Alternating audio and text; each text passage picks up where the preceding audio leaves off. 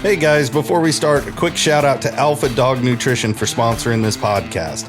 Alpha Dog products are now available at dusupply.com, and you can use code ALPHADOG15 at checkout for 15% off and a credit for free shipping to try it yourself.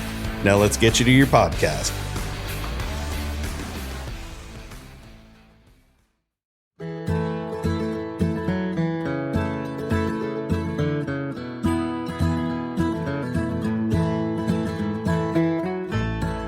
Here we are again. We have Cody King on again, telling us about how he messed up his arm, and it's horrible.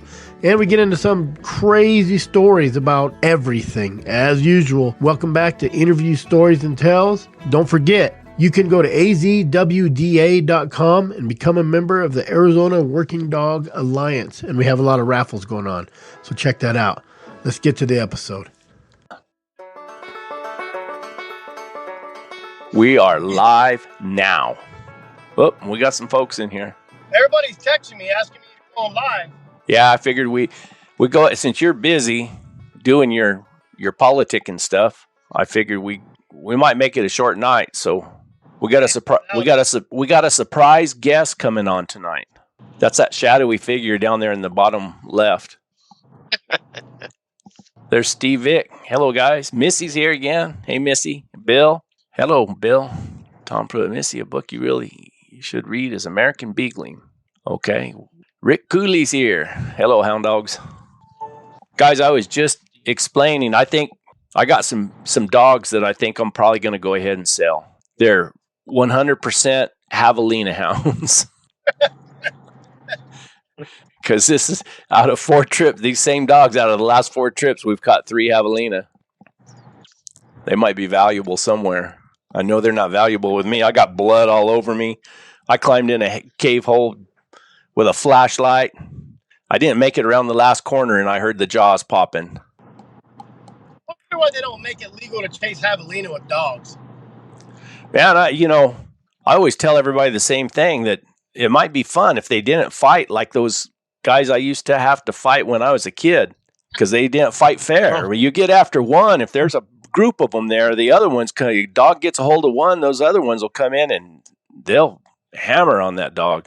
I just been fortunate. These last 3 I caught, I put them in cave holes. Yeah, when I was a kid in junior high in Greeley, Colorado, we had to fight all those cholos, and the standard attitude was back then you had to fight. If you fought one bean, you had to fight the whole burrito, and that's not to be derogatory today, but that's exactly how Javelina are. Oh yeah, I mean, and believe me, being a big old redheaded kid in Corrales, I had to do. It was kind of a rough. Well, matter of fact, that's why we moved, because I was suspended. I forget how many times they thought I was just going to be a regular outlaw. I run hounds now, so I guess I am a regular outlaw. You know, you're lucky to have your hair. With all those guys around there, they could have scalped you just to have that on their wall. Hang it from the rearview mirror on their lowrider. I think they tried a few times. I know I sure got my ass beat a few times. Grow up. What'd you say, Chris? Helped you grow up. It did. Let's see. Quiet Tim, we just heard. Tell us, Chris, can you put the mic close to your mouth and tell us what you were doing? What service were you providing for the houndsmen of Arizona? They cut us a little short, so I didn't get to talk, but Derek got to talk, and a couple other guys got to talk. So, but that Lupe Diaz kind of called out. He's the representative that came up with the bill. And he kind of called out the CBD and kind of said it's BS him trying to take all of our stuff away. And he didn't think that was right. He publicly said that. And he said I could use his comments if I wanted. Now, say that again. I'm sorry. I didn't follow. What? Lupe Diaz is the representative that sponsored the bill. Yeah. So he right when he was explaining his bill he sponsored, he basically called out the CBD, saying that they're trying to take away our stuff, and he didn't think it was right. Really? Yeah, and he gave me permission to use his comments if I wanted to. How come he sponsored the bill then? No, I didn't get to talk to him on a personal level like that, but he basically just said that he lives where there's a lot of deer, there's a lot of lions, and he knows people that are doing it. And he basically said it's just wrong that these guys are just going to come in and say we can't do it. And he even said, I've had a lot of groups come in and tell me to drop the bill. And that's amazing to me. He got an outpour of emails from other states too. Oh, cool. So, good job, sportsman. Good job. Unfortunately, and I think Derek wouldn't let me speak because Russ McSpadden got up there and was talking. He was there today. I wanted to really talk to him, but he kind of left before it was over, or I would have talked to him. He's the guy that sponsored the bill, sponsored the petition. And it felt like to me they were telling him that it was unfair that the Game and Fish pulled that petition, but they had every right to. So I'm sure it will be back. So, and I think the consensus is everybody says that shouldn't even make it into that room, that committee. That should be Game and Fish's problem, not the committee's problem, not legislature, not in that room, So it was a pretty good turnout. It did pass, or they did vote it to keep going. So, but we'll be lucky if that governor don't shut it down, Governor Hobbs. Oh, okay. I understand now. But it don't matter. And I had that guy. Hold on. How do I turn this thing off? You know what was kind of... Whoop. We're froze. It's just you. So I was talking to the representative after, and he was talking about an article he read. And Chuck Podolak said, "Oh, that was Chris that did that interview." So I think what I got out of it's right, I inspired him to push this bill through or make sure it was gonna get some attention. So that made me feel kind of good. And then that kid who did the interview, he texted me while I was sitting there and said, "I see you in the background. Do you have any comments?" So I just kind of told him that, yeah, we shouldn't be here. This should be Game and Fish. And I told him, I said, "Here's my comments that you can quote." I said, "At any time, if Russ McSpadden wants to hang out and we can have a conversation, I'm always open to that." But basically, I basically put, whether this bill goes through or not, I feel that we have the support from the Game and Fish. And it was the first time I ever had been to one of those hearings. So it's kind of cool. And after Russ got up there, I was kind of nervous to speak, but after Russ got up there and started talking about all that Jaguar crap and oscillate, and I got fired up, and I kind of put my phone away because I had my speech all written out. And I knew what I was going to say, and they cut us short. They cut short on it. So now you got real big. I can turn. Nice beard. Nice belly. There you are. So I didn't speak, and Derek said, "I don't think it was a good idea that you got up there and speak because you was kind of angry." So, but I learned how. And oh boy, we was at the Capitol, and there was this group there, all in red shirts, and I said, "Hey, what's this for?" And they was all about gun control and kids. And I said, "Well, what do you mean?" And basically, he said, "Well, we want to ban guns around kids and make it a parent's responsibility. Like if the kid goes and shoots up a school, it's the parent's fault." And I said, "Well, what if the kid don't get a gun from home? Is it still?" I mean, we actually got in an argument a bit. And I said, "Well, why don't you guys focus on education?" I said, "Come to my house. I can leave my Glock sitting on my table, and none of my kids will touch it." And then they had a bunch of Hispanics there, and they were doing a big rally around the Capitol, and it was loud, and they were chanting and what were they about the ICE raid stuff. Talking about what now? They were protesting the deportation stuff, I believe. Oh shoot, that's good. They were all gathered up in one place. It'd be easy to deport them. If they just had a cast net, they could catch every one of them. You know, what's funny is we walk up and we both have our cowboy hats on, and Looked like a bunch of hillbilly rednecks, I guess. We had to walk through them all. But it was interesting. I actually kind of, it's almost easier to go there and speak to those people than it is to game and fish. So I'm sure I'll be down there again. Well, good. How far are you away from home? Well, I'm staying in Maricopa. So this morning I loaded my mule and my dogs, and I'm going to be hunting this week. Oh, good. Get So, some fun out of it at least. Yeah. I built that new trailer, and I might actually auction it off or raffle it off. Let me show them your handiwork here. Yeah. Oh, you should see the picture before. This trailer used to be a car. So if you look at that front hitch, you can see it goes up real high. That axle used to be inside that trailer. Yeah. So it was a low rider trailer.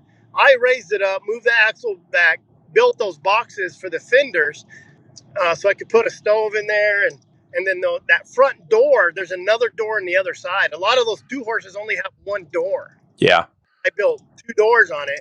Does it have the little compartment in there, the little saddle compartment in there? Yeah, I put a door on each side though instead of just one side. Yeah, that's a lot better. That looks good, Chris.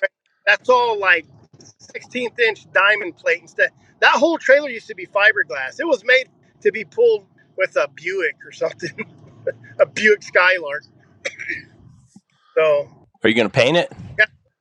Oh yeah, so the top of that's fiberglass. I cut all the fiberglass off the side, put that wood on the side.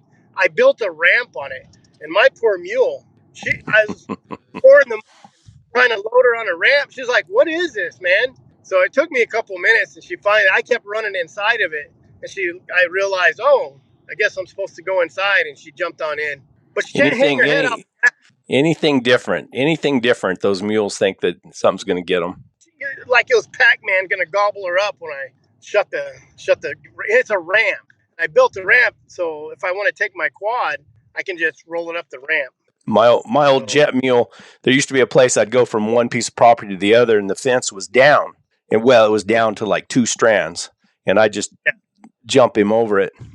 And one time somebody else had been through there, and they left an old water bottle there, and it was kind of reflecting off the sunlight or whatever. And we got up there, and he looked, and just, you know how a mule can be, and just, that was my old jet mule, and he's a good sucker. And I got after him, made him go ahead and jump over the fence, and we got back in there. But every time, even after I removed that water bottle, every time I went through there, we'd have a little fight. He never would forget that place.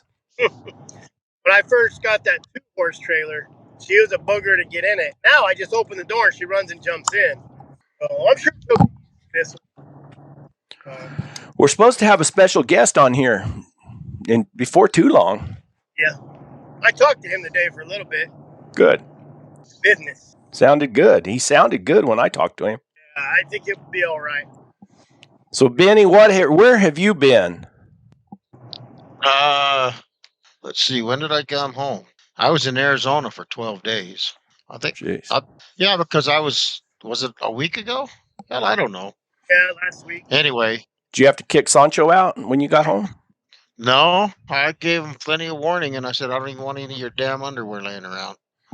That's what always happens. They leave a mess. Yep. For those that don't know, that's like a Hispanic saying out here in the Southwest. Sancho is the guy who takes care of your wife while you're gone. So if you leave for a few days, Sancho moves in, takes care of your wife for you. In the military, we called him Jody. Jody?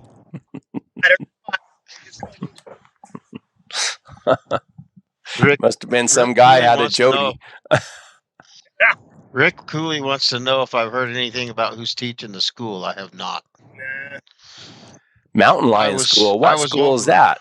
I need to go to it. It's in Albuquerque. Yeah, Chris is going to be there. Yeah. What's the school about? It's a mountain lion workshop of some kind. Like a lion seminar. I bet it's a bunch of anti-lion hunters, isn't it? Not supposed to be. Not supposed to be. Who's putting it on? I don't know what it's called. It's some foundation they do every 3 years. When is it? How come I didn't hear about this? What's wrong with you guys? You did. I did hear about it? We did. We talked. Yeah. We talked about it on here. I've had it on Wednesday night. Maybe you had to get up and go take care of your Indian tea. I don't remember. Oh, if you talked about it on Wednesday night. Last Wednesday night, I didn't. We've talked about You talked about it on Monday night? Yeah, we talked about it a month ago, maybe too. Uh-oh. It's been a while, but I've slept since then. I don't think Ken or Linda Logan are going to be there. I don't know. I haven't found out who's talking about it or who's going to teach at it. Let's see. It ain't nobody from Arizona, I'll tell you that. Yeah, Derek said I believe it's sponsored by the Mountain Lion Foundation, so bunny huggers probably. If $500. I don't need to. They wouldn't like to hear anything I got to say. Really, I don't do well in mixed company like that. Yeah, there's a lot of witnesses there too. Here, I've got this. Mike Leonard sent me a deal. It's a 3-day workshop of mountain lions in Old Town Albuquerque, March 17th through the 20th. Please go online and get in. I'm not going to go. I have had some meetings lately, and even in New Mexico, things are in the balance. Many of the top cougar biologists and fed cougar hunters will be there. Oh, fed cougar hunters. I don't know. I don't know who that is anymore. I don't know. I'll be there, but ain't none of that. You're going to go, Chris? Yeah, the guy wanted me to go. Can a guy film? Can you turn a camera on in those things? I don't know. You can always have your phone in your pocket, Yeah. I would take your GoPro or whatever you use and set it up and film that sucker. I don't see why you couldn't. It's public, isn't it? Yeah, as far as I know. That'd be cool. I'm all signed up. Me and Derek is going to go. It's the 17th? Yes, they did. The 17th through the 20th. Is that what it said? I think it's the 21st, right? What is that Monday? After 15, 16? I thought it was the 21st. Something to the 21st. He says it's the 17th through the 20th. Yeah, man, that's what it is. So it starts on Monday night. So we'll head up there Monday, check into the hotel, and it sounds like Mike Leonard's going to be there too. Good, I get to meet him. But he's just going. Yeah. Maybe he's one of the surprise. No, I don't think he's going to teach. He says it doesn't scare me. I just want to keep conservation lion hunting going for our kids and grandkids. You can be mad and hate, but you get things done. But to get things done, you have to have common sense and participate. Yeah, and sometimes when I get all ugly, my common sense to participate goes out the window. I think I have common sense, but I'm not a real good participator. Well, you're a harsh participator sometimes. I don't do good in crowds. Russell Poe wants to know if they had the drawing for the Garmin. I know Chris is driving. You had one drawing, right? We drew the collar, but Wednesday we're going to draw for the XL, or you get your choice of the Garmin XL, a 300 or 200 with the collar, 3 T25s, or $1,100 cash. Your choice. That'll be cool. That's Wednesday. But is it full? Are the spots all taken, Chris? Yes. Sold out. Spots. Repeat, Chris. I didn't hear you. Cody King bought the last 8 spots. Oh, somebody bought the last 8 spots. Cody King did. Cody King. Yeah. Frank White bought 8 spots. I have 3 spots. I got 3 spots in there too, don't I? I think so. On this one, I think so. Or was that the other drawing? Heck, I don't know. I'll have to look. Everything was happening way too fast. Don't worry. After we draw, we got some more announcements for more drawings. See this? Hey, Rick Cooley, go ahead. What was Chris saying? We're going to be giving something away every week. Try to. There you go. Rick Cooley, that's March 17th through the 20th. The early bird is over. I think. Yeah, it was $350. It says student 200 or whatever, but I think you have to be a student, like ASU or something like that.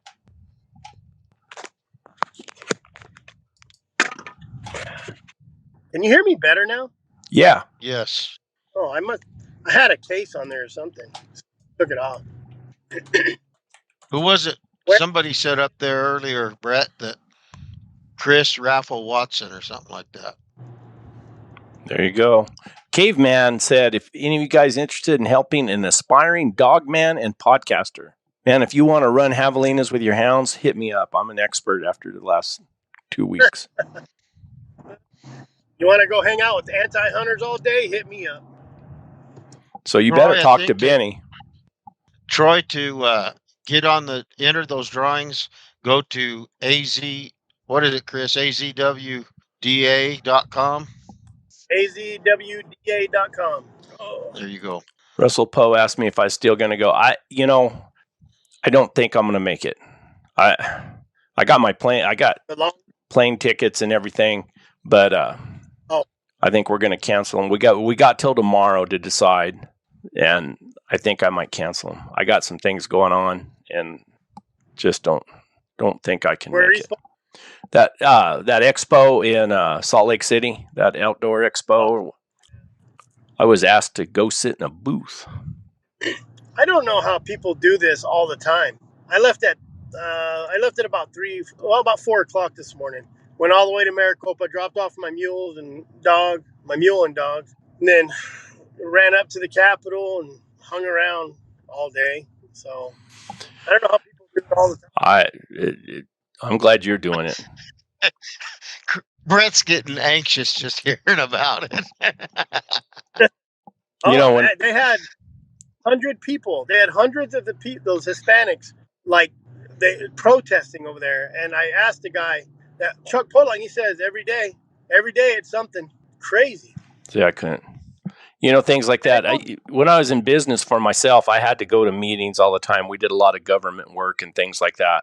And I'd send a labor. I would send one of the laborers to represent us. I hated to go to those things. Yeah. It's crazy.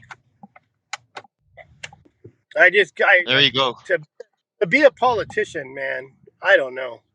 I mean, you have to deal with people every day about everything. Not like whether you agree with them or not, you have to be somewhat cordial too. So, Caveman, who are you doing an interview on his? Caveman. I'm doing Caveman. Who is that? Yeah, that's Benny's buddy, welder guy. Is that the one that's always trying to teach Benny how to weld? Yes, I think that's it. I can't see comments, but yeah. Hey, Louisiana Hunting says you need a suit now that you're a politician. And if you want a tie. If you want to borrow my Looney Tunes tie, I'll get it to you. Yeah, I wore a button up.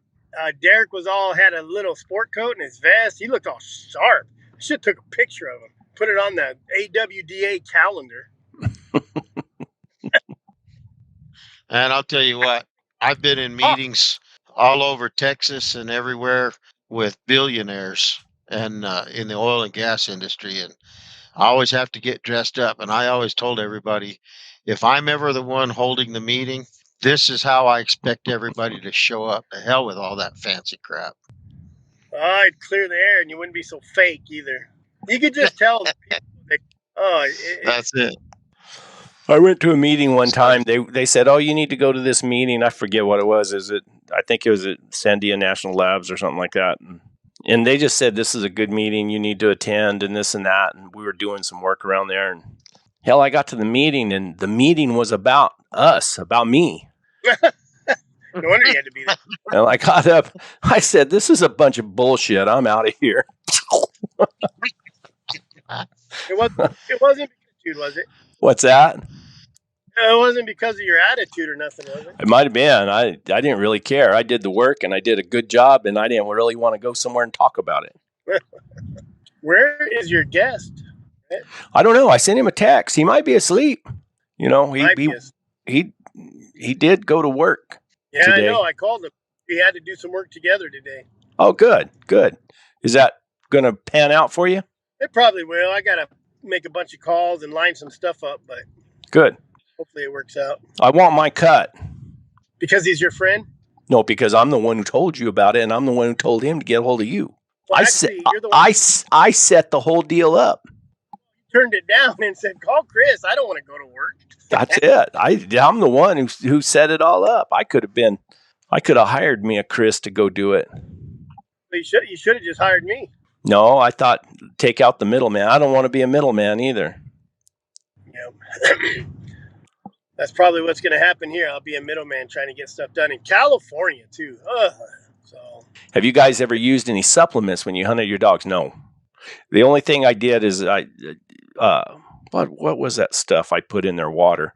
But I couldn't tell any difference. Oh, need to say, speaking of difference, since I've been feeding value pack dog food, I've caught 3 javelinas. no. But no, they're doing really good. And this is brought to you by Value Pack Dog Food. They support hound hunters. That's all these other stinking dog food companies don't do near as much as they do, I don't think. Well, they call you back at least and treat you like a human. He called me back. He's called me. He's a good, that Brian, he's a good guy. I mean, a real good guy. I probably screwed it up because, like, what do you want? I'm, I didn't want to be a mooch. I'm like, what do you want to give? Like, whatever you think is fair. I need to call them, though, and say, hey, I'm ready to talk. You can sponsor the Arizona Working Dog Alliance. Yep. There you go. Try to see if I can get a pallet out of them for the rendezvous. Oh, to have a raffle or something? An auction? Yep, something. Making trashy dogs trashy, or value pack dog foods. Hey, they've always been trashy, but now they catch what they're trashing on. Yeah, exactly. They don't want to get outran, that's for sure. They got they are catching what they're trashing on. Well, shoot, I guess we could we're going to talk about behind the scenes of social. We talked about the bad and the good, but what about what it takes to put those videos out? No matter even a short, Well, what goes into it? Yeah, I mean, here we go. This is what it's about tonight. Bada boom! There he is.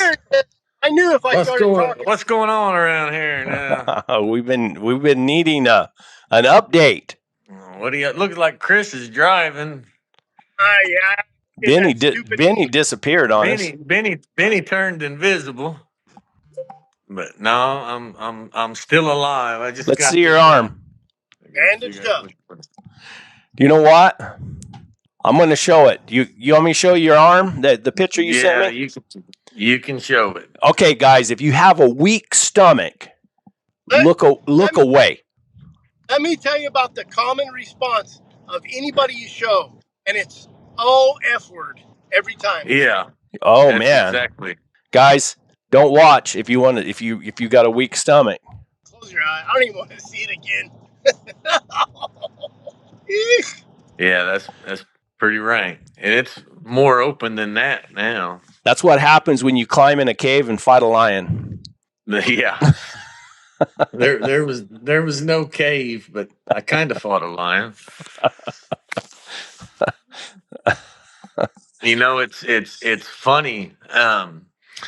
So of course, my dogs caught that lion on the ground, and some of the dogs got clawed pretty good. They were pretty aggressive. It was a small lion, it probably didn't weigh 75 pounds. And so they were pretty aggressive with that lion. And Stocky got a infection in his arm, and his leg swelled up really, really, really bad, kind of like my arm did.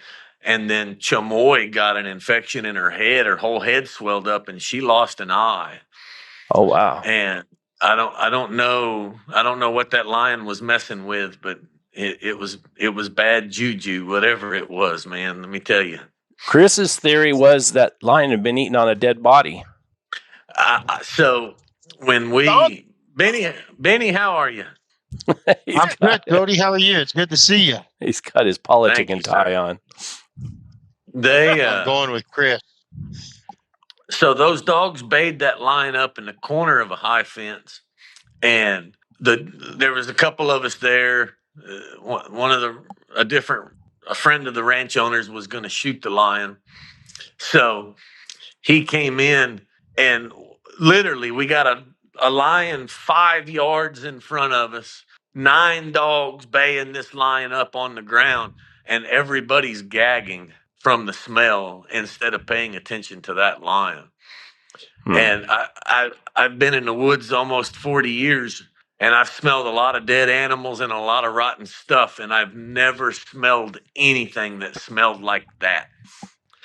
And a lot of people have told me, after hearing me describe it, a lot of people have told me that, that a human being smells, kind of not comparable to anything else. Yeah. Have you ever found So Have you ever found a body or been around a body like? Yes, I have, but never one that was very rotten. That was old. That was me. I found a dead guy out in the desert one time. I was talking to him. I thought he was still alive. He was leaned over in the window of his truck. He'd gotten stuck, and I guess had a heart attack when he was trying to get out. And I thought he was reaching in his truck to get something, and I just started talking to him. I said, "Hey, dude, are you okay?" And no answer. I said, "Hey, I can help you. Are you okay?" No answer. And then I was standing right there by him, and I looked in the window, and the dude was green. I thought, uh-oh, this is not good. I'll tell you another story that this kind of made me think about it, talking about a smell that I will never forget. And years ago, I loaded some horses up and some dogs, and I drove to the Colorado-Wyoming line and was going to do some hunting. I was planning on being gone for several weeks, and I dropped all my gear off at the trailhead, and then I found a guy in town that would let me park my truck and trailer there. And I was just going to hunt my way south for a ways, and then I'd catch a ride back to my truck and trailer, and then go get my dogs and stuff. And so I unloaded. There was some heavy snow, and I unloaded my dogs. I had 2 horses, pack mule, had panniers and all this stuff. And then I drove back to town. I left one horse in the trailer. I drove back to town. I parked my truck and trailer. Then I got on my horse and I rode, 15 miles or so back up to the trailhead where my dogs were. And when I got there, man, I'll never forget this. There was a truck parked right there at the trailhead where my dogs and my horses were. And I rode my horse up to the driver's side of that truck, and there was a guy sitting in the driver's seat. And I just kind of rode my horse up to the window, and I looked down at him, and he looked up at me, and I said, "How you doing?" And he said, "Oh, there you are." Oh, I've heard this story. And then he reached on the dash of his pickup, grabbed a .357 Magnum pistol, stuck it in his mouth, and pulled the trigger. Oh, jeez. And I mean, blue brains all over me. Horse went to bucking. I mean, it was bad. And I'll never forget that smell, that gunpowder burnt human flesh smell. It was just something but that was bad. And then what do you do? I'm like, man, people are going to think I killed this guy. But I ended up riding back to town and got a hold of the lady that let me park my truck there. And she got a hold of some park ranger or something. And I can't remember the guy's name now. I want to say maybe it was Daryl, but the park ranger pulled up and said, "You got something? What's up?" And I said, "Man, a guy committed suicide." And he said, "Was it Daryl something?" And I said, "Man, I don't know his name, but he had actually left a suicide note, and they were looking for him. And why? I don't know if maybe he didn't want his body to sit up there and rot. Why he waited for me to get there to do that, I'll never know, but that was sure. Never forgive him for that. Yeah. How long? How about your hunting trip? What did it do to your hunting trip? Oh, it was. I mean, I was done. So I imagine So I take them up there, and there's a lot of snow, and the cops and all that, and they do their deal, and then I take my truck up there to load my dogs and stuff because I'm gonna have to be in town for a day or two anyways. And then I jackknifed my truck and trailer on the ice trying to get back down, and it was just one of those trips, man. I can only imagine. That's terrible. But yeah, that old boy, his 12-year-old daughter had died from cancer. Oh, jeez. And he left a note with his ex-wife, and who was the girl's mother. And so they were kind of looking for him, and they knew it was. They knew he was in bad shape. Yeah, and he had a couple empty bottles of whiskey in the front seat of the truck. I mean, he prepped. He prepared himself. Yeah. But I think somebody in general, you were the first person to show up, huh? yeah, I guess he saw that horse and them dogs and that gear there, and he knew someone was coming. And I guess he just maybe he just wanted to be found. And I don't know. But it was a bad deal. Jeez.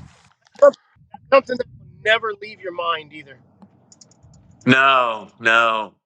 He pulled. When he grabbed that gun, my initial thought was he was going to try to shoot me.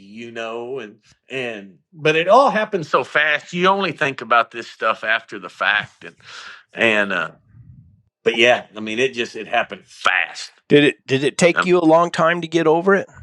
No, it never bothered me. He did it to himself. It's what he wanted. Hard ass. Yeah.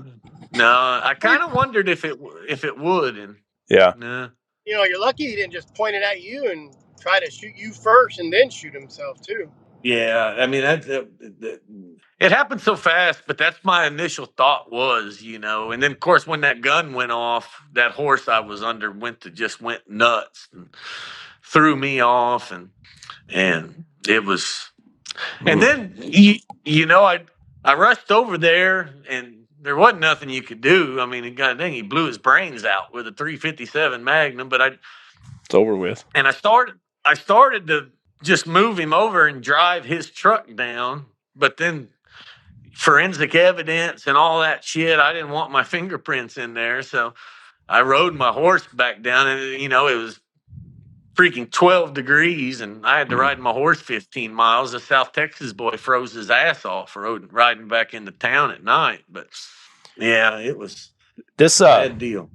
This caveman. Who is caveman? Who'd you say caveman was, Chris? That's Sonny Passmore, Bone Pile. He wants to enter. He's starting a podcast, I guess. He wants help, and he wants Cody to be on his podcast.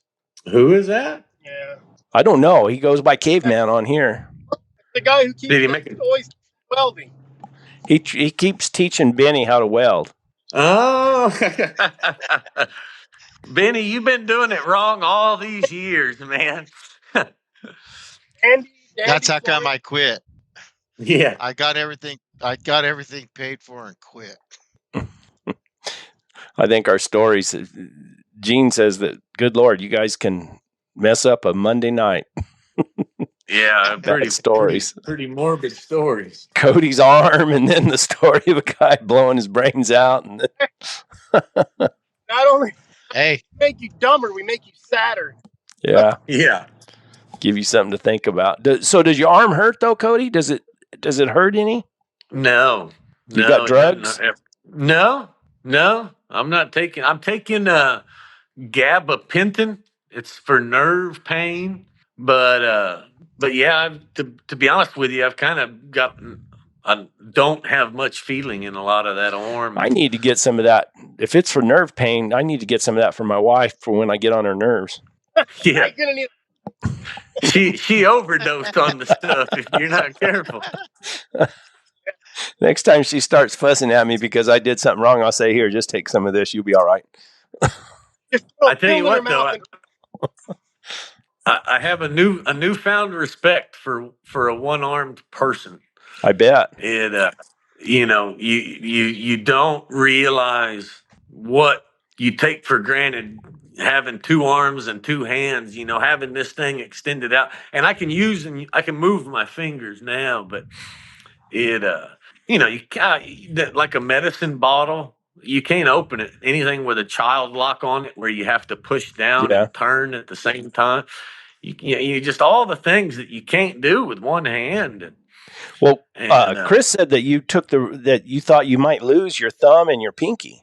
Well, the doctors told me that's what they thought I was going to lose, my thumb and a finger or two, and as soon as I woke up from surgery, I could move all my fingers, but I couldn't move my thumb. And then I think 2 days later, I woke up from a nap and my was thumb working. was moving again. Yeah. You know, me being a team roper for so many years, I knew a lot of guys who lost their thumbs team roping. Yeah. You know, and I came close to losing mine one time. I mean, it just drew a big old blood blister on the end of it. I got it caught in a dally.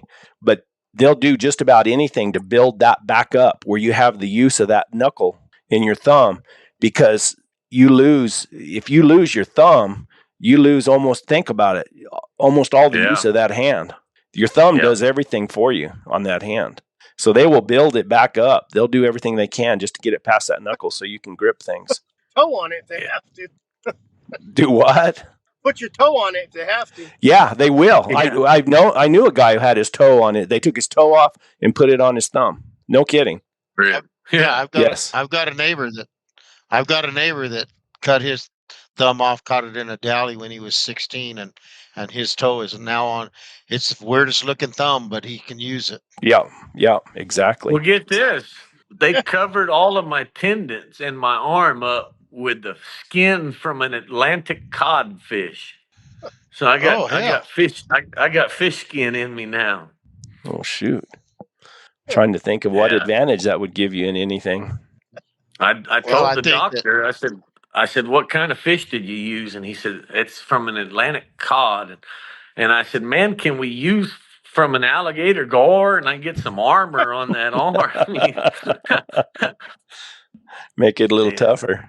Yeah, won't have to wear a brush jacket no more. Steve Vick says wiping your ass with a new hand isn't fun. Yeah, well, that's true. That's very true. And let me tell you, from someone who's broke their right arm before, it's kind of tricky to learn how to use your left hand. Learn how to use your left hand. Let's put it that way. Yeah. And I'll tell you something else too. I got a gentleman that is working for me, but right now he's helping me take care of all my dogs and stuff. And yesterday I told him, I said, man, why don't you get to the house about 6 o'clock tomorrow morning and we'll load these dogs up and go hunting for a little bit. And my wife got a wind of that, and that was the end of that shit. No, you should have gave her some of that nerve medicine. I know. I thought I was supposed to sneak out of here. But I went out there and just trying to collar a dog with one on, without using, man. It's how do you get it back around the other side? Yeah. Yeah. Huh. Oh, Alan Listahl from Minnesota, he's got a bad shoulder, and he's got his arm, but he's basically a one-armed dude. He's lost most of the use of one arm, and he's got a little system with a rope, and he gets his collar ready, and he got it figured out, man. He collared them dogs quick by himself. He can get it done.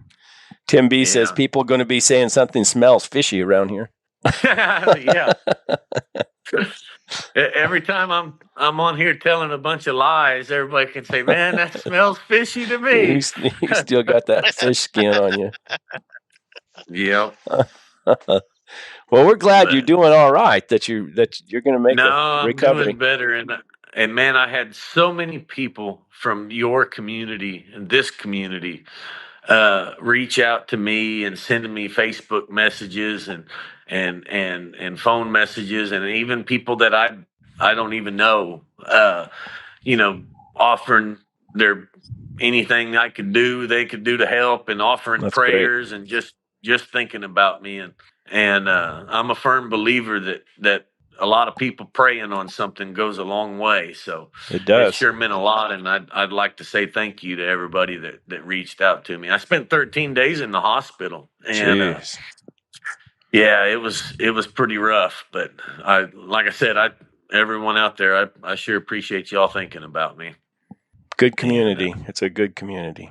But Benny even asked me for my address so he could send me some cookies. Not me. No, not me. It was Benny's wife.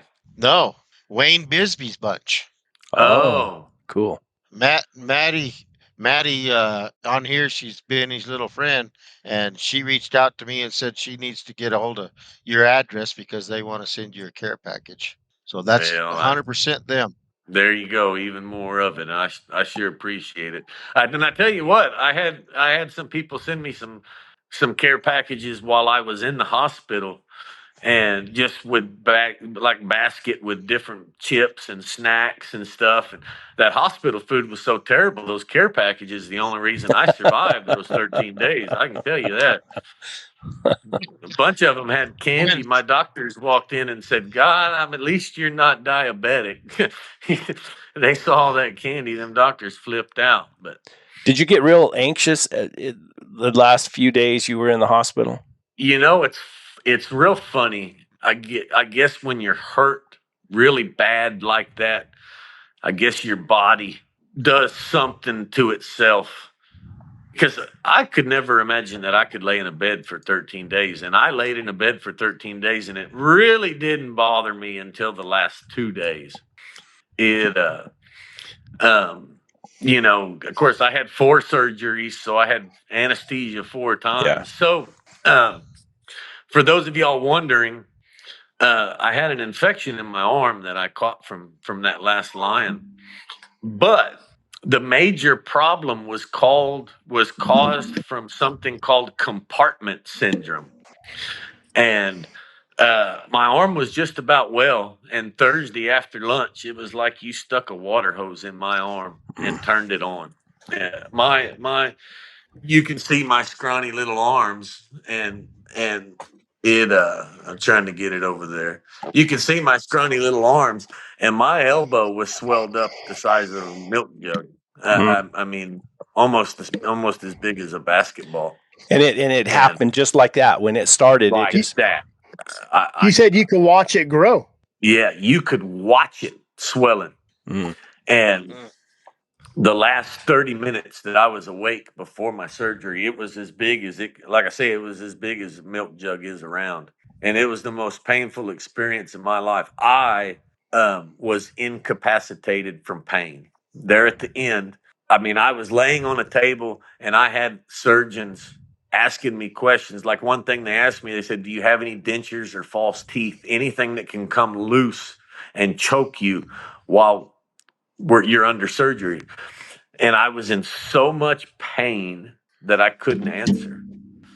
So they started sticking their fingers in my mouth and pulling on all my teeth, and my right arm was so swelled they couldn't get a vein, and my left arm they couldn't get a vein, and they literally pinned me down on that table, needle in my neck, in my jugular vein, and injected me.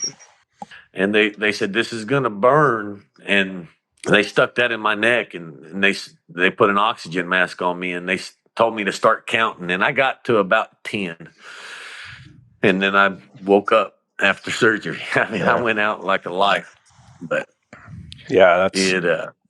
that pain. I had meningitis one time, and I was in the hospital for 6 days. And boy, those first couple days with that, I thought I was going to die. The pain was so bad. But I got when I was asking you about that anxiousness, they had to give me something.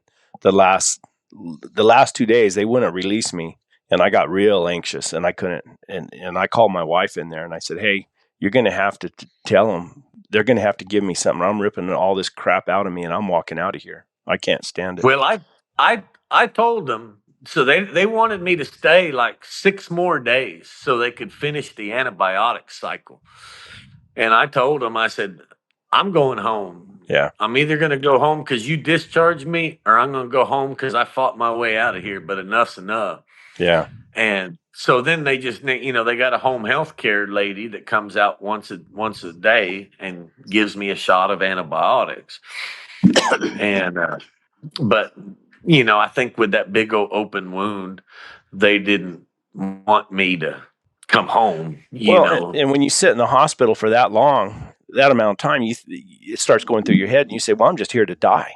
That's what I'm here for, and that's what I was thinking. They just got me in here to die. I'm getting out of here. And they gave me some anxiety medicine, and when I left, I asked them if I could have some to go home with me because I really, really liked it. Yeah. Yeah, they were giving me some muscle relaxers and stuff too, but nothing. It was nothing real bad. But like for the first 10 days, I had 4 different surgeries during those 10 days. Jeez. So I You was were always kind of recovering from anesthesia. I was kind you of were in la always la drugged land. up the whole time anyway. Yeah, And if you had that IV, there's no telling what else they're giving you.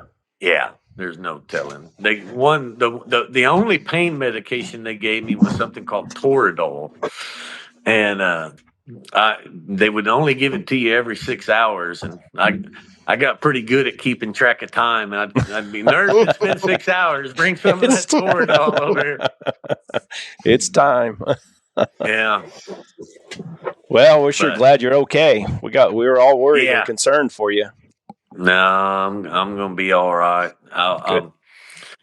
Wednesday, I have an appointment with the plastic surgeon. So they're going to tell me when they're going to give me a skin graft and close it up. And as soon as they do that, I'm going to, because I can hunt now. I just can't do much. I just need somebody to handle the dogs and stuff for me. So I think we're getting a little cold front next week. So next week, I'm probably going to try to, but I can't go nowhere because I need home health care every day, but I can just kind of hunt close to the house. And Well, y'all have been try up to around get 90 degrees there too, haven't you? Yeah, it's been unseasonably hot. And they told me with this wound the way it is, they said, don't sweat. She said that's the worst thing you could do for your arm. So I can't do much when it's 90 degrees outside if I can't sweat. No, you can't even. I couldn't even go outside if it was 90 degrees. I couldn't sweat. Yeah. Chris, how'd the meeting go? It's pretty interesting. Pretty interesting. I never been to one of them legislator hearings, so it was pretty neat. It went pretty good. Yeah. The 2552 passed their little deal. And sorry, I don't know nothing about politics. It goes somewhere else to pass, but if our governor doesn't veto it, I'll be surprised. But in all What is reality, 2552? That's still making it to where they can't outlaw dogs. yeah, that's just something that said, hey, game and fish, nah, you're not going to do nothing. You're going to just leave it alone. You can't Yeah. outlaw dogs. But honestly, our game and fish, I don't think we're at a threat that we have to worry about it. So whether it goes or not, and I'm gonna just be honest with you, if our governor passes that, I'll be surprised if she don't just veto it out because her constituents wouldn't look good to them. And it's kind of the Lupe Diaz is the representative that sponsored it, and I really kind of liked. He just when it come time to explain his bill, he just said, "Hey, we got people, organizations trying to get rid of this stuff." And I don't want to say he said they didn't know what they're talking about, but he was just kind of like he was passionate about it. It felt like he was passionate about it. So he was for it, and he was honest. He came out and said, I had groups, dog groups, people groups calling me, telling me just to kind of let the bill go. And he said this out loud. We had Russ McSpadden was there. I really wanted to talk to the guy, and I didn't really get a chance. I should have talked to him in the beginning before he took off, but he basically said that these guys are trying to take stuff away, and he didn't feel right about it.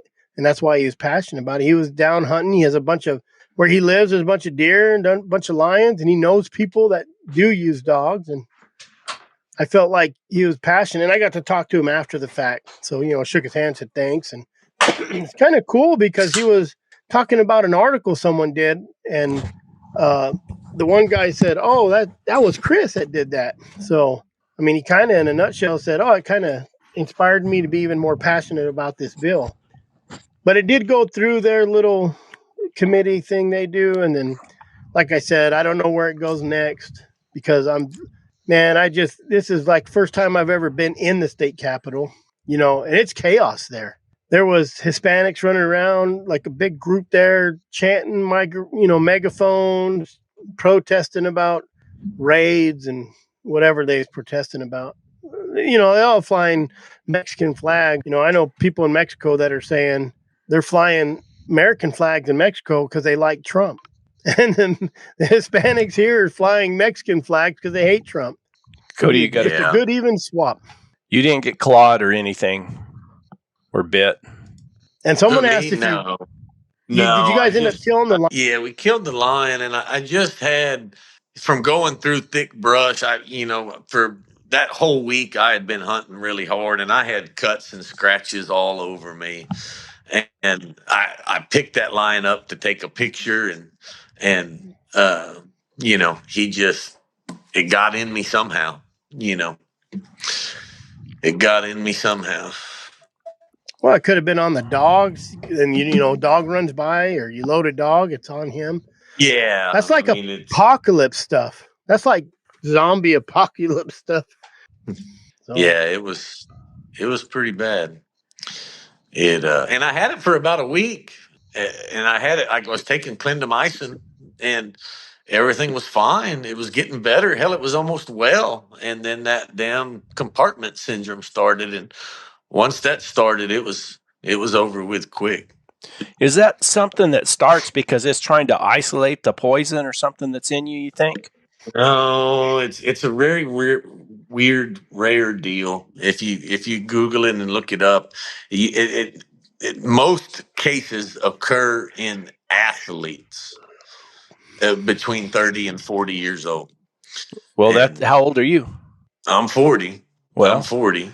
And But running I don't know hounds, that I'm much of an athlete. running hounds, you got to be somewhat of an athlete. Last time I checked, you're not riding a mule. Yeah. No, well, that's true, but I'm a short distance athlete. well, I was on the phone with you Thursday, and you said, "Be patient with me, Chris. I'm down to one arm, pecking on the computer." And he says, "My right arm, it hurts real bad, and it's swollen." And then I get a picture Saturday. And I'm like, "Oh my god!" Yeah. I was on the phone with you Thursday, and Thursday's the day I went to the hospital. Yeah. And I said, "Do you have arthritis or something?" He said, "No, it just hurts, swollen." So I'm gonna get off here up on the mountain. Y'all boys, good night. Who said that, Brett? Troy Barbera. Barberas, how do you pronounce that? Barbera. Barbera. Yeah. Oh, cool. They man, I got some mountain curs in my kennel right now, guys. What are you? Oh, thank you. Yeah. Well, that explains a lot of your sickness. They're not. They're actually for a friend of mine who lives in Mexico, the owner of a giant ranch down there. They come from Oklahoma, and he wanted them, so I ordered them for him, and I got them here to my house, and then he's going to send somebody to come pick them up here. It's a little old puppy, and then a 5-year-old male dog. And he's going to use them for trailing wounded deer. Oh, cool. But they're pretty dogs. Hey, mountain cur is one of the nicest curs there are. Yeah, they're kind of a smaller dog. They're a smaller dog, and they're super highly intelligent. You can do almost anything with a mountain cur. Let me see if I can. I should have service going out there. My dogs are all barking. Y'all shut up. There you go. Yeah. And your dogs have it tough there, don't they? Yeah, here's the male dog. Yeah, if y'all can see him. Yeah. Then here's the little puppy. Hey, little booger. What are you doing? He's happy to see you. But yeah, so there's some mountain curs in my kennels. I hope nobody drives by and they're gonna think they're mine. I actually had a dog one time that a gentleman gave me when I got started, and it was an old dog that had started false treeing, but she was like 13 years old. Her name was Boots, but she was half running walker and half mountain cur, and that was a good jip, and that was a cold trailing bitch too. She was a nice dog, but in her old age, she got to where she couldn't keep up, and her solution to that was to just sit down and tree. And she would fall if they made a loose. She would false treat every time. She kind of went nuts in her old age, but she was a good dog. Rick Cooley says compartment syndrome usually caused by too tight of wrapping. It could be stress too. There was like a bunch of, if you look it up. Yeah, you didn't have nothing wrapped. I didn't have nothing wrapped. Yeah. Maybe that But maybe swelling.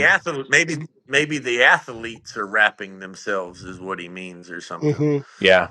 Yeah, I don't know. But I did lose one of the arteries in my arm. And you have two, and your legs cannot survive with just one artery, but your arms can. So I'll be okay, but I only got one artery in my right arm. I lost one of them. Hmm. And Will there be any after effects from that, or? I'm sure, I'm sure it'll probably bother me some the rest of my life, but Yeah.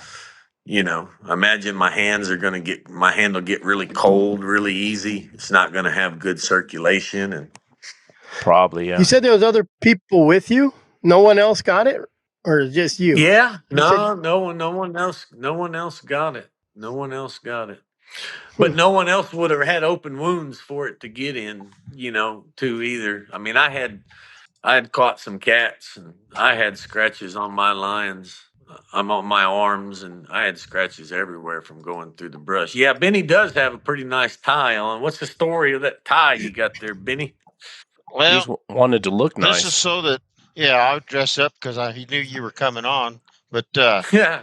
Chris said that he looked like a hillbilly kind of guy back there, and I told a story that I've been in meetings with bazillionaire oil guys and investment guys, and I was tired of wearing ties, suits, and all that crap. And I said, if I ever have to conduct a meeting, y'all show up like this. And then somebody said something about a tie, so I showed Chris how he could go to the next meeting down there at the Capitol. We need to get Chris a And this tie. is If he's going to go represent Houndsman, he needs to look good. this Yeah. is a good deal here. There you I go. know. Oh, you got Looney Tunes on there. Yeah, Looney Tunes is that's exactly Looney Tunes is the way to go if you're going to have to go up there to the legislature. There you go, Yeah. Cody. Finally got some real dogs. Yeah, Rick Cooley. So Rick Cooley's got some cur dogs that he hunts. Cool. Yeah, Rick. I forget where Rick lives. It's out east somewhere, like Kentucky or Ohio. He's going to Ohio hunting. I don't remember where he's from. Sure, I'm sure you'll hear this and type it in there. But Rick, Rick's been driving around hunting all over the country, and Well, Daryl running. Fry used cur dogs for lions. Yeah, Those, I yeah, think I seen yeah. that. I think they were striker bred dogs. Yeah, that's funny. There's kind of different kinds of those mountain curs, and I'd like to see Daryl Fry's dogs one time. I'd really like to see them uh, working. Yeah, That would be interesting because he's been very successful at it. yeah, He's not a lion hunter; he's a successful lion hunter, yeah, and he's done it with a breed of dogs that really most people don't use for that. And that's a pretty good accomplishment. yeah. Oh, yeah. I Yeah, think they got a big brain. I think they're really smart. they are it. I've been around. You do anything that you want her to do. Yeah. I gave her to a guy to make a deer dog out of, and it did really good, which is why these dogs are coming. They're the same blood. But I had her here for a couple months before he got her, or maybe a month. That's right. His were And Kimmer cur. Yeah. yeah, Kimmers. And I went out. I got feed in the bucket and walked out in the pasture and looked for the horses in the brush. Shook them some feed, got them back up to the pen, and then the third day I took her out there to do that. She just took off on her own, started barking, and she ran them horses back up to the house. It the third time of doing something, she picked it up on her own. She's a real smart dog. I gave her the guy, and she made a very, very good deer dog. I Yeah, told the they're story. smart. I told the story before, but I took my nephew shot a nice buck with a bow, and they couldn't find it. And I went back the next day, and I had to talk my dogs into it, but I got them to trail that buck up. They kept looking at me like they were going to get in trouble. Now they trailed it up, but they didn't open on the track. They just Really? trailed it up. Yeah, I just followed them, and they trailed it up, found it. Yeah. Yeah. Old man Norman Davidson, he used to have a dog that he could put on anything. Yeah. You know, he could find a track. He could bring Goofy, I think was that dog's name. Goofy or Sleepy. I don't remember. But Goofy, come here. And he'd shake his hand down there in that dirt by that track. And he could, I mean, if he wanted to trail a cow up, he could put it on anything. I really think I can talk my dogs into trailing just about anything. The problem I have is talking them out of trailing some stuff. Yeah. Yeah. That's right. Somebody's playing some music. Chris, what are you doing? No, Just sit still. I had to go look at the satellite they sent up in the air. I just got a Snapchat. What If it you look look to the like? west, you'll see. You never seen them when they launched those satellites out of California, Elon Musk? No, I can't say I have. He Can't- launches Yeah, them we from saw down the here. satellites. We were at the Taylor place and we saw those satellites going across, Brett. Mhm. That's Yeah, right. I We kinda see did. it. Yeah. Looks Yeah. like a comet. Yeah. Yeah. Rick Cooley's on the Kentucky-Indiana line. Yeah, Indiana line. Yeah. What are these pictures you sent me, Chris? Guys, we talk about me doing things with one arm. Rick Cooley hunts all over the country, and he's only got one leg, so none of us got an excuse to not go hunting. No kidding. Yeah, he sure does. He lost his leg kind of a little at a time, and they got him fitted with a real good prosthetic, and he went to Africa at the same time that I did this Wow. past year. Yeah, pretty cool. Pretty cool. That just shows you if you want to bad enough, you can do just about anything. Yeah. No, that's exactly right. One of these days he's going to come down and hunt with me for a few days, but with this arm, it's probably going to be a while. Or actually, maybe he needs to come down, and then I'll have somebody take me hunting. Chris is having the satellite put out his internet. That satellite launch probably hit his house. Elon might have failed launch over there or something. Hopefully he's all right. Cody, guys, Trevin Hall says that he'll be over there next month to take care of your dogs and take you hunting with your dogs. He's Take coming you hunting with your dogs. I gave him a fair warning. I said, because he kind of assumed that I wasn't going to be able to go. And I said, nah, man, you come on. I said, but fair warning, you're going to have to be the dog man. And he's more than willing. So I think he's going to bring a couple young dogs from Florida. And he's been catching bobcats over in Florida. And he started catching them pretty good. I don't know how long he's been hunting. He's been hunting, for most of his life, but he just started bobcat hunting not too long ago, and he's catching some bobcats over there. Once you got that grass, the healing goes quickly. Yeah, that's what I'm hoping for. That's what I'm hoping for. I'll find that out on Wednesday. Somebody asked in the comments, why that fish? Is it because of the oil to help lubricate your tendons, or? No, it's just a substance. Normally when you do a skin graft, they'll cut it off of your leg or somewhere on your body and use that for donor skin, basically. You just don't have a lot of skin left anywhere, do you? Yeah, but they've learned that they can do it with fish skin as well. But it's kind of the close up the wound, and then like that one person said, once you get the skin graft on there, then you start building your own skin and it starts healing quicker. I thought they took it off your ass, but I've seen you before. You don't have a lot of extra skin on your ass. That's what I've been worried about. I was like, Doc, I hold this wound up next to my leg, and it's like, I don't know that I want you cutting all that skin off my leg, man. That's half my damn leg. And I don't know, and maybe that person will answer. I'd like to know, when they cut that skin off, do they take all of the skin? I mean, are you down to muscle? Just a layer.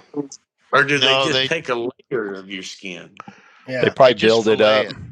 Yeah, they just fillet it and they just take layers off. So you still Yeah. got some skin and you got some big scabs, and it's a really fun process. Yeah. Mm. Yeah. Yeah. My stepbrother was a burn victim when he was about 22 years old. And he went through a lot. It was bad. He was burned. Being burnt, that sucks. That's way worse than what I got. They say there's You no know. pain like that. Yeah. And but at the same time, you look at that giant freaking gash in my arm, and it's like, man, how does the human body recover from that? And human body's pretty resilient. Enough time passes by, and you'll get healed up. Ah, gee. Here, I'll send you a better one. Looks worse now, I think. Yeah. Horrible. Hey Cody, there's JR wants to know if you got any pups going or upcoming litters from Ruben's old stock or your running stock. Man, I don't right now. I do have Golly, a I can't even couple of look at this one, Cody. yeah. I'll put it up, but I got to put a warning up here. YouTube's This probably was like gonna kick me off three the or internet here. this was like three. This is basically what it looks like now, and Jeez it Louise. won't. Hey, And that white thing that you see there, that's my tendon. That's a big old tendon. Jeez Louise.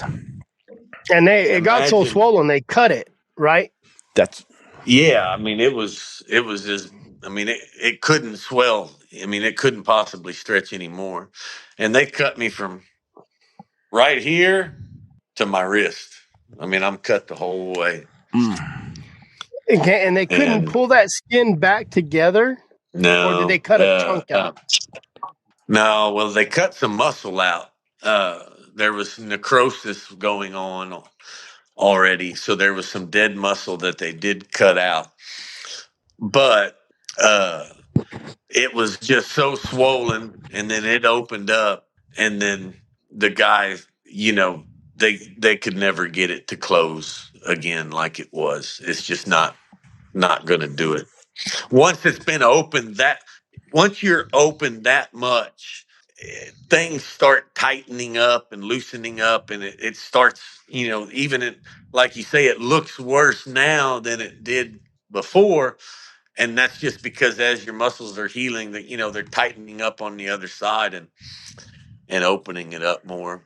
He said that in the what? old days they would put clamps on it, and like every day come in and ratchet stretch it a little bit closed and a little bit closed, and then over a period of a month they'd get it kind of back together. And he said it's an extremely painful process, and now they just said we'll just put a skin graft over it and be done. As Marty Beard said, Montague Stevens hunted grizzlies with one arm. Really? Yep. He was quiet. Do you ever read that book, Meet Mr. Grizzly? No, I haven't. Should get it. It's a pretty cool book. It was right up here. They hunted grizzlies right up here too. He goes. It's pretty interesting. He goes into a lot of detail about stuff. Yeah, Running hounds, running dogs on grizzlies. that'd be fun. I bet you'd have to be a double tough sucker to do it. Yeah, I want to someday. I want to catch an African lion with dogs. And a friend of mine, one of the guys that I went with Gavin, he actually just did it this week.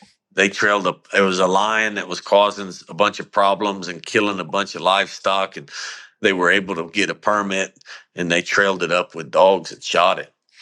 How did the dogs bay it up, I wonder? Yeah. The dogs bayed it up. Or if you do that, are you going to take your dogs? No. I was going to say, if you don't make it back, can I have some of them? Yeah, exactly. How many dogs do they use, Cody? Because you've seen an African lion, right? Yeah, they're big. They're big. They're as big as a Volkswagen. Yeah. No, they're giant. And here, let me find the picture and I'll send it to Brett and he can put it up. You're having internet problems, Chris? I didn't restart my computer, and it's been on for about 3 or 4 days. So when I got here this morning, I set it up and forgot to restart it, and I just came in here and tried to play it, and it kept messing up. So I just restarted it. And It he shouldn't. posted this picture. He posted this picture on Facebook. So it was. You can show it. Oh my gosh! When, Look at yeah. look at this thing. Can you imagine? Good grief, man. So that's Flippy. We call him Flippy, but his name's Philip Botha, and his uncle is one of the most famous houndsmen to come out of Africa. Yeah, He hunted leopards and lions with hounds. Yeah, wouldn't that be a hoot? I mean, so do they tree? Do those lions tree? No, No, they I mean don't. maybe, but no, they. I don't. No. They ain't going in no tree. They're They just just gonna kill your trail 'em? dog. You better get there quick. Yeah. Wow, that would be something right there. Now, Yeah, I would love. I'm gonna do that one day. One day, that's my bucket list item. You know, Man, them that'd be a hoot. leopards in Africa, and them jaguars here. They'll hurt you, but that lion will kill you. You know, that's a Yeah. different. That's a different Yeah. ball game. I mean, That lion's paw. if that lion, That lion's paw is that big. if he touches you, His you're dead. Yeah. Yeah. Yeah, his paw's as big as your head. You know, I mean, I bet Yeah. they make a lot of noise too. I bet there's a lot of when they get to them. Yeah, but yeah, that's pretty cool. Flippy caught that lion this week, and like I said, it's not a hunt that you could go on or anything. You know, they can't sell the hunt or anything. That's pure D predator control. I think that's Cass River Ranch, West Siberian Leica. He said you need Leicas for grizzly. Wow. He's got a hold of him, doesn't he? That bear don't look like he likes it either. No, I wonder if the dog lived through that. I doubt it. Need just one more dog for that one. Just one more dog. That's where you need 40 dogs. And that bear go through them one by one too. Them big old grizzlies are pretty bad creatures too. That Montague Stevens, he goes through all that, the different types of dogs, and he's got a whole chapter on what he called fighting dogs. You know, using pit bulls or bulldogs or whatever he had back in those days, and he said they didn't do any good. They were too aggressive and just got themselves killed. Well, guys, I'm gonna have my dinner. Oh, you're eating health. You're eating health food tonight. That's a one-armed man dinner. So I'm staying in my dog kennels. I built those living quarters next to my dog kennels, and all my girls all each got an inside dog, and my wife's got a couple cats, and I didn't want to be in there with those animals and my wound open, so I'm staying out here by myself. And this is what happens when I'm forced to fend for myself. They won't even slide you a plate of food. Yeah, I got a whole refrigerator full of steaks and all kinds of stuff, and I'm going to eat ramen noodle soup tonight. But I'm going to eat and I'm going to go lay down. I can't having this arm below my heart is not good. It needs to be elevated, and I've been working today, so it hasn't been elevated all day, and it's a little sore. My hand's swelling up a little bit. Well, thanks for stopping in, Cody. I appreciate it. Yeah. Once again, I wanted to thank everybody for checking in on me. It sure meant a lot, and I get healed up. We'll go back to hunting here pretty quick. So there you go. Yeah, continue getting better. At the same time, I'm not doing nothing, and I'm bored as hell. So if anybody needs something, feel free to reach out and give me something to do. So call him and pick his brain. Mm-hmm. That's right. We'll see you guys. Good night. We'll see you, Cody. Thanks, take care. Cody. Thank you, guys. I think I'm going to call it early tonight. Chris has been on the road all day. Chris has been on the road all day. Benny is all dressed up. He had to go get his tie. I wore him out. And Man, I haven't. I've been kind of on the puny side for the last few days. So I think I'm going to go in and go to Brett, bed. somebody back in the comments asked about the Mexico trip and interviewing that lion hunter close by. I think the lion hunter must be oh crap, Harley Shaw probably. And I can say that I was at Harley Shaw's a week ago, and Harley's just tired. He's worn out. He's got his wife at home because he doesn't want to leave her in a home, and she's got dementia real bad. And the deal is when Harley feels like he's got time and he can get to it, then he's going to get a hold of me, and I'll tell Brett, and Brett's going to run over there and see Harley. As for the Mexico thing, we We're don't getting know nothing on Brett. We're getting closer on some of those deals. I mean, Value Pack came through for me, and Okay. that helps. I mean, I honestly, I just, it was hard for me to get. I'm on a fixed income more or less now, so it's kind of hard for me to get down there. And I was trying to get sponsors and to see if there was any interest, if it'd be worthwhile. I'd love to go down there and talk to him. I corresponded with him quite a bit. Can't remember his name right now. What's his name, Benny? Jaguar. Tony Rivera. Tony. And I've corresponded with him quite a bit. And he sent me some book that he wrote. It was just kind of handwritten, but yeah. That reminds me, I've got it right here. I need to finish going through this and send it back to him. Jeremiah was a bullfrog. I roped with Jake Barnes a few times. That puts a lot of pressure on a guy. Yep. So anyway, guys, thank you all for stopping in. Oh, go ahead. Is that book? It is. It's the English version. Yeah. And I've been going through it for him to help him with his punctuation. Cool. You know punctuation? How come that surprises me? I do. Because I lack a half a credit of graduating high school, and it's my English class. I graduated high school even, Benny. I think they just wanted to get rid of me. Yeah. They graduated you from high school. That's it.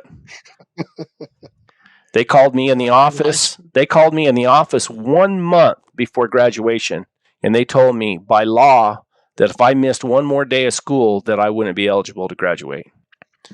So I had to sit in classes for the last month. I spent my first 3 years at the river bottom drinking beer with my Jeep. We didn't have a river bottom, but we had plenty of beer. I brought the beer and everybody else drank it. But I was the only one looked old enough to buy it. We had what we called bootleggers.